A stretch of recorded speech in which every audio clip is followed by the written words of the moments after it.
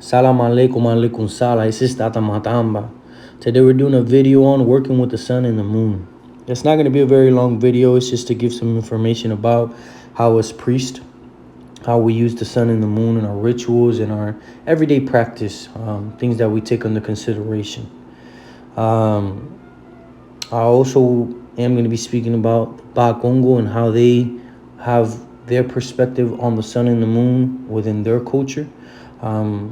All this information can be looked up in a book called Among the Primitive of the Bakongo, written by an anthropologist, a European, right, an outsider, whose name was John H. Weeks. So you guys can look at that publication.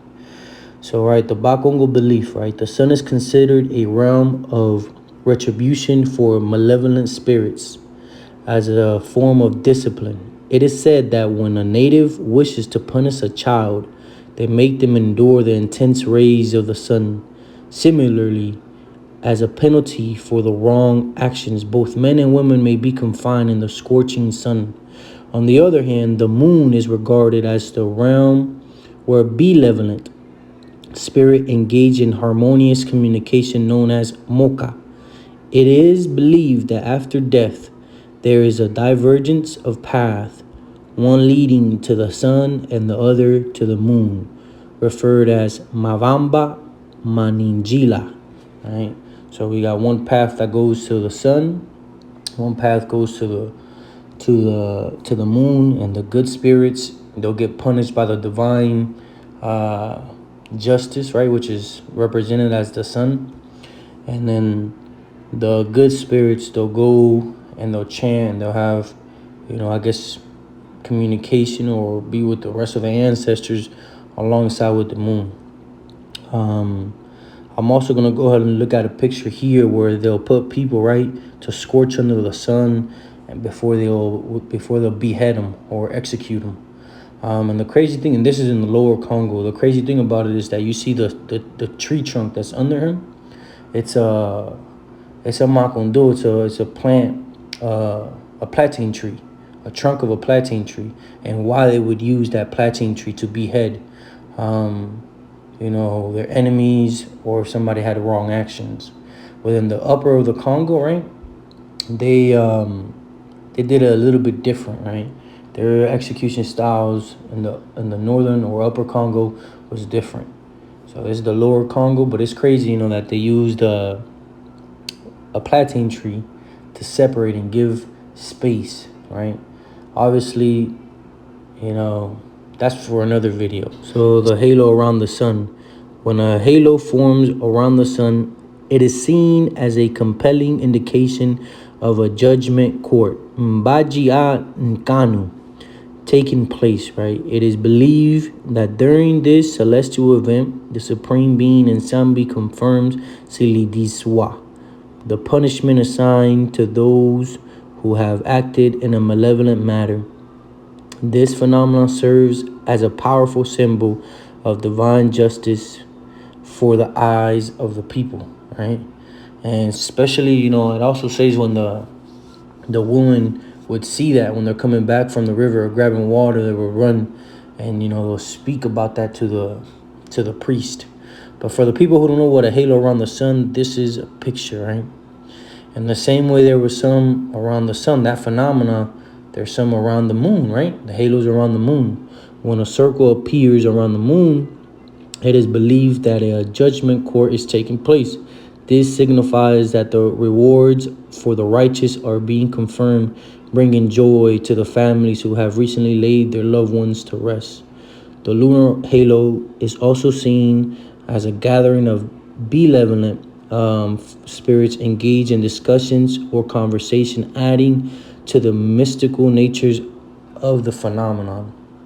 Right? So, the one for the sun, those are the ones that are getting punished, and this ones are the ones for the moons are being rewarded. And here's a halo around the moon.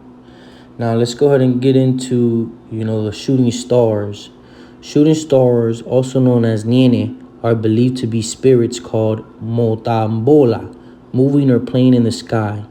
It is believed that if someone sees a shooting star, they should quickly seek shelter in their house out of fear that one of these spirits may fall on them and enter their body. Due to this belief, mothers are particularly cautious and do not allow their children to stay outside when shooting stars are present for fear that one of these spirits may enter their child.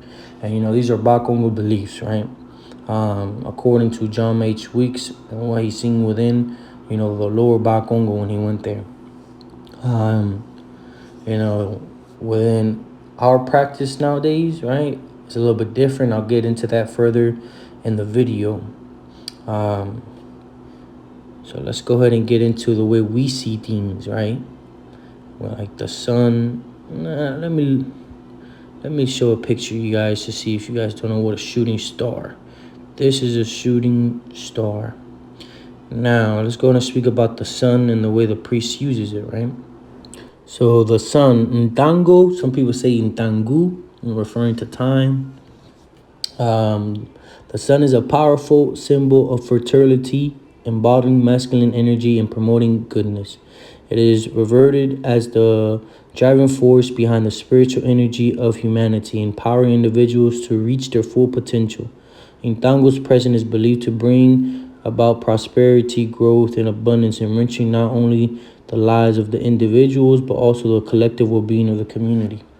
Within other publications like Ngonda, we are a living sun, and that's a lot of information there of how he sees, or we are a sun because of the heat and the radiation that we give off, just like a sun, and one day we'll be extinguished, like a piece of coal. That's what the sun is, a huge piece of coal. The way another perspective of the Bakongo. But the sun is very important for many of the rituals that we do.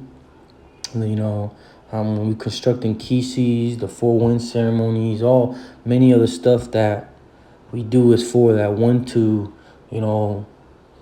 do things during the day, during the night, for certain practices within the forest, right? Priests have a deep connection with the sun, which varies depending on the stage or time of day and the season, influenced by the solstice and equinox. They're attuned to the ever-changing rhythms of nature and the celestial movement that marks significant transition throughout the year. By aligning themselves with the sun's energy, priests harnesses its powers to guide and facilitate spiritual practice, ceremonies, and rituals. So a priest, should always consider the solstice and the equinox. Is very important, right? To consider those in the seasons, right? When he is doing rituals or when they're doing rituals.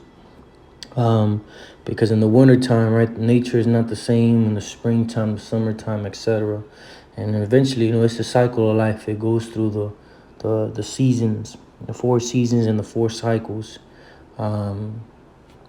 etc., etc., etc. So a priest must always understand what season or solstice or equinox he's in, and what he wants to do, right? What he wants to sow, so then later on he can reap.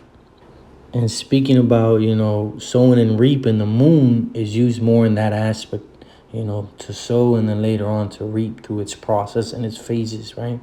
So the moon in Ngonda, right? The moon is a powerful symbol of feminism and fertility, encompassing the essence of nature, the soul, and perception. As a symbol, Ngonda embodies the interconnectedness between the woman and the forces of nature. It represents and inherits a strength of nurturing qualities that women possess. Furthermore, the moon cycles and the woman's menstrual cycles are in synchronized. Very much of that. You have to understand not just the moon and the sun, but more specifically the moon. They're looked as witness. They're witnesses to what we do during those times of night or during the day. The lo atro, the cosmos, right? But the moon, we use that a lot when it comes to majority of the works. Or many tatas use the moon a lot. And there's a lot of tratados for the moon, media luna, luna llena. And there's rituals for that, specifically building in kisis, and the same for the sun. There's treaties for these things. And for the people, right, that kind of don't understand what it means by the moon cycles and the menstruation cycle, the women are synchronized. There's a I'm gonna go ahead and pull up an image here so you guys can see. So here's the moon cycles and the woman's menstrual cycle, right? The full moon is the ovulation period. Go through a cycle, and the new moon is the menstruation. Now, for the priest harnesses the power of the moon, various phases, including the new moon, rising crescent, full moon, and waxing crescent. To amplify the effects of the rituals in the physical world, they also pay special attention to the significant celestial events like the lunar eclipse and solar eclipse, utilizing their unique energy for profound spiritual and transformative experience. And 100% right, specifically the solar eclipse, very fundamental for building certain inkisis, and the lunar eclipse also. Many people, right, they're asking, oh, when is the best time to do bad or do good or do this or do that? Most of the time we're looking at, the moon phases for specific things because they mean things. The new moon, right, when the forest is total dark, they call it, Monte Oscuro. They say, oh, el Monte Oscuro, because the forest refers that it's black. There's no light out. And obviously the spirits will act out, or there's certain other spirits in there. When the full moon is there in the light, you can see through the forest. So there's different energies, right? And obviously, the moon pulls the water, the ocean. So all of these things, specifically the moon, have a lot to do with the spirituality, and most of the time it's considered in all rituals. But what about now, right? I told you guys about the shooting stars, right? And the way that we see it differently in the Bakongo. The priest interprets the sighting of a shooting star as a profound affirmation from the spirits, signifying that the ritual agreement has far-reaching effect in the cosmos. It represents a powerful confirmation that their actions have resonated beyond the physical realm, creating ripples of energy and influence throughout the universe. This celestial occurrence serves as a sacred validation of the priest's connection with the spiritual forces and the significance of their work. Yeah, so, a shooting star, when you're out there in the forest or when you're coming back from doing rituals or during the ritual, when you see a shooting star, at least many priests, right, they see it in a way that is a confirmation where, it has rippled into Kuan-Sek, it has rippled into the cosmos. And many times, I've seen that. I've got to see it. And on top of that, very fast later, I seen the effects. A little bit different, right, than the Bakongo and their belief system of the Nyenye, of the shooting star. So, hopefully you guys like the videos. If you guys have any questions, please leave them down in the comment below. I'm going to leave you guys with Nsinga Dikana Ninga Katubukako. Always uphold our tradition, right, by making the right decisions for our tradition. Salam alaikum, alaikum salam.